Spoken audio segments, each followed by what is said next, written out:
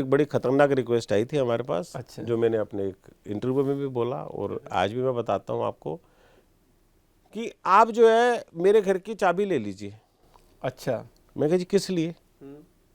आपको ना वहां पर एक बग फिट करना है। मैं कहा जी बग तो हम फिट करते नहीं, हम तो डीबगिंग करते हैं। आपको अगर आपके प्रेमिसेस पे कोई बग लगा है तो वो मैं निकाल दूंगा, लेकिन मैं बग फिट करने नहीं जाऊंगा।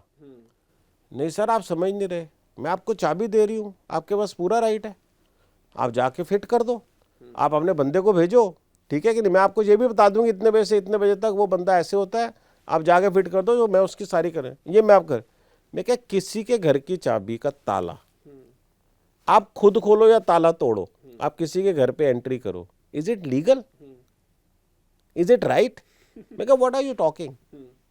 तो क्यों कह रही थी वो लेडी अपने ही घर में बग लगाना क्योंकि चाहिए? वो घर पे नहीं रहती ना। मैंने अच्छा। कहा, पूरी रहती वहां पर, तू करते करे। नहीं, मैं रहती नहीं वहां पर, अरे लेकिन चाबी है उसके पास, मैं नहीं जाना चाहती, आप कर दो। मैं क्या, तेरे कोई फ्रेंड होगा, तेरा कोई कुछ होगा, उसको लगा दे भाई, हमारा ये काम नहीं है।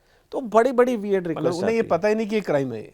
क्राइम है, क्योंकि वो अलग लेवल पे सोचते और हैं। इसके अलावा बहुत केसेस होते बताइए ना हैं, सर, बहुत इसीलिए केसेस होते हैं, बहुत कुछ ऐसे जो हमारी दर्शकों को भी तो पता चले कि लोगों का माइंडसेट क्या और आप लोगों को क्या डील करना पड़ता है। लोग तो हमें भगवान समझते हैं। अच्छा। वो कहते हैं हम इनके पास आ गए तो इन्होंने तो हमारा सारा निवारण कर देना है। भैया सच्चाई तो ग्राउंड पे काम आती है ना, ठीक है कि नहीं? एक आदमी अगर किसी अपनी वाइफ की फोटो देख लेता है, उसे एनालाइज करता है कि यार, वो किसी प्रॉन साइट पे चेक करता है और उसमें उसे वाइफ की फोटो नजर आती है कि ये मेरी वाइफ से मिलती जुलती है, कहता है इसकी इन्वेस्टिगेशन करा दो आप। ऐसा तो भी हुआ पागल है यार। सच में? हाँ, हाँ हाँ।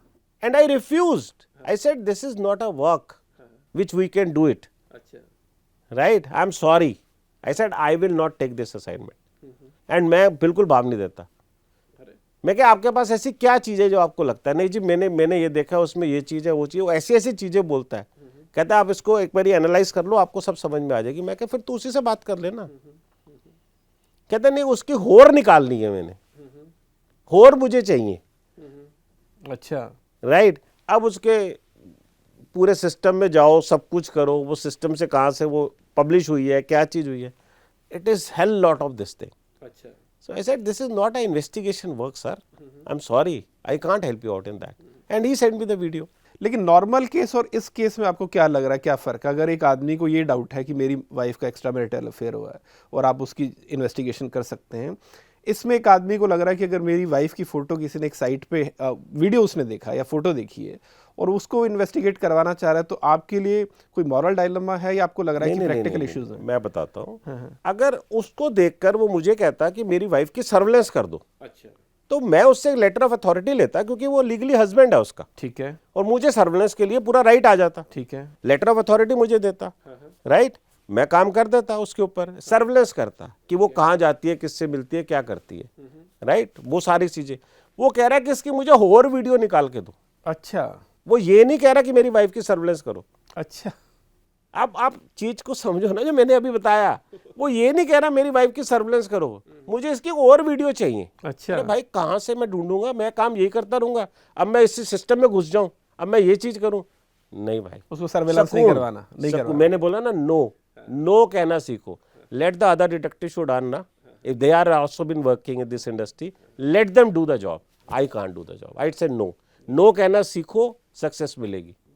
एक पुरी साहब बड़ा एक मशहूर केस हुआ था, आपने भी सुना होगा, पानीपत का केस था, जिसमें एक शख्स थे जिनका नाम था विनोद भरारा और उनकी वाइफ थी निधि।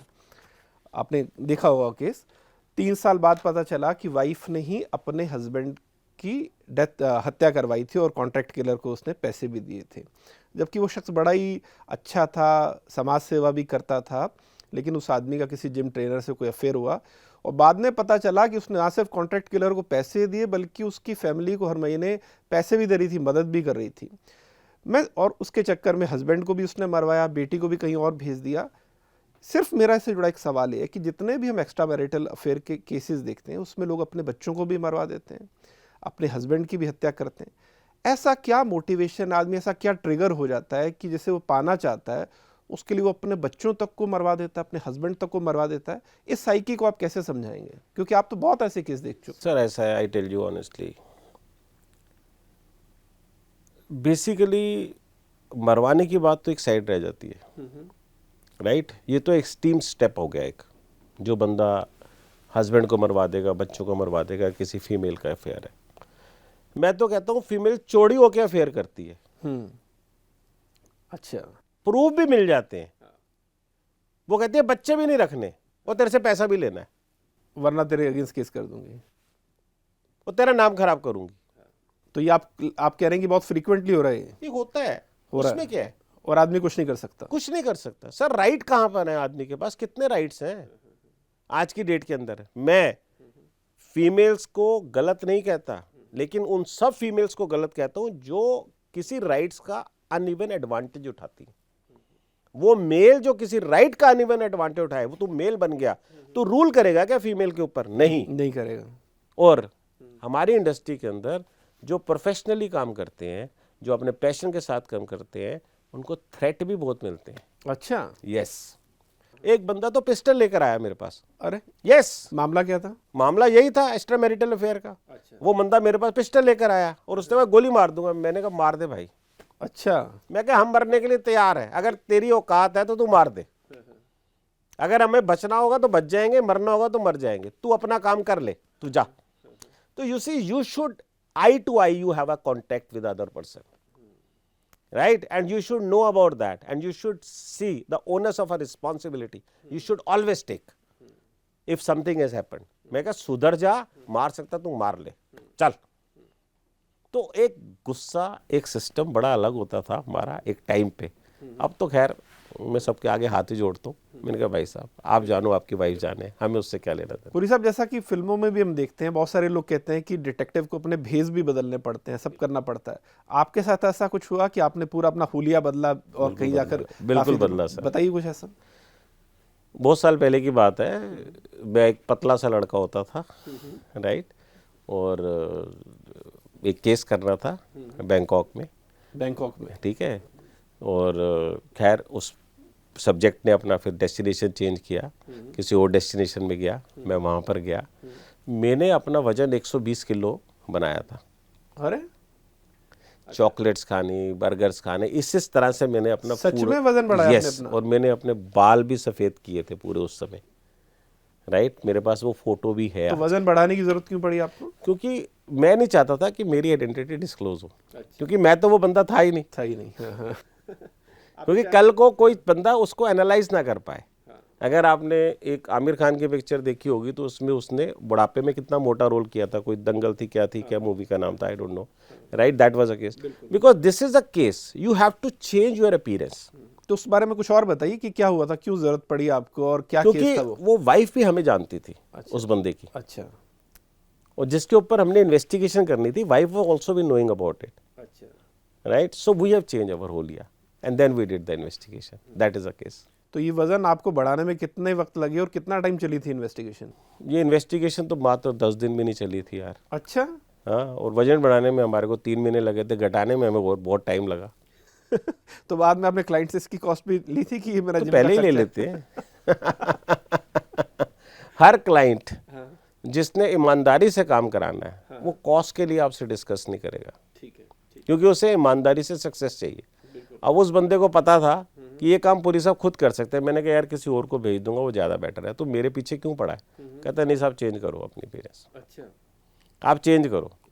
एक बारी की बात है, जो शुरू, ये तो उससे भी पहले की बात है, मैंने तो अपने एक इंटरव्यू में भी बोला, मैंने अपने बाल कटाए थे। अच्छा, वो शुतुरमुर्ग की तरह, जैसे घोड़े उसकी तरह नहीं होते उल्टे सीधे बाल, और चोर बाजार से जाके गंदे कपड़े लेकर आया था, गंदी चप्पल लेकर आया था। आई वाज सिटिंग, और वो भुट्टा जैसे छिल बनाते हैं, वो पंजाब से आया हूँ साहब, मेरे को तो कुछ है नहीं साहब, मैं तो बैठा हूँ। तो एक जगह पर हम बैठे हुए, हम अपना उसके घर के आगे, हम वहाँ पर लगा नहीं सकते, और हमने पुलिस से पिटाई खाई अच्छा, उस टाइम पर। बाद में हमने उनको बोला, तो हमने जब अपने फादर को आके बताया तो फादर साहब ने और हमारी पिटाई लगाई। अच्छा। कहते यार बताने क्या, जो है तू काम कर आया था ना, खत्म हो जाती। ये ईगो हमेशा ये इधर रखो जेब के पीछे और इसके ऊपर बैठ जाओ। कहना ये ऊपर वाली जेब में मत रखो, तुम्हें सक्सेस नहीं मिलेगी। कहता तुम्हारा केस खत्म हो गया था, तुम उस बंदे को जाके क्यों बात करके आए? अभी तो चलो वो बंदा अच्छा था, उसने आगे कोई बात नहीं करी, अगर उसने उसी को इन्फॉर्मेशन दे देती होती तेरा इसने इन्वेस्टिगेशन किया, फिर क्या होता? So this is called at time. Time के साथ आप बहुत कुछ सीख जाते हो।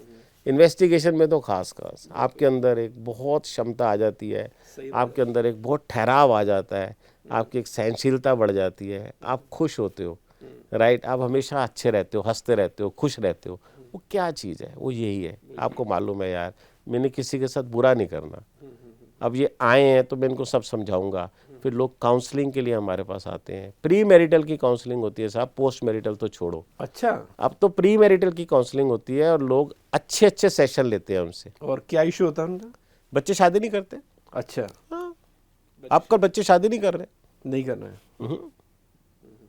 तो इसमें एक प्राइवेट डिटेक्टिव के पास क्यों आ रहे हैं वो?